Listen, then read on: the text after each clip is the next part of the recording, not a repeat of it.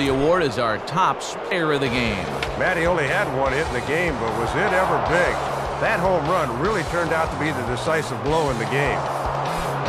So that'll just about wrap things up. For Dave and Rex, I'm Matt. As always, this has been a presentation of MLB 10 The Show.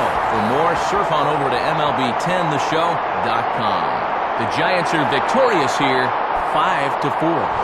We'll leave you with highlights from our ball game as we say so long from Oakland.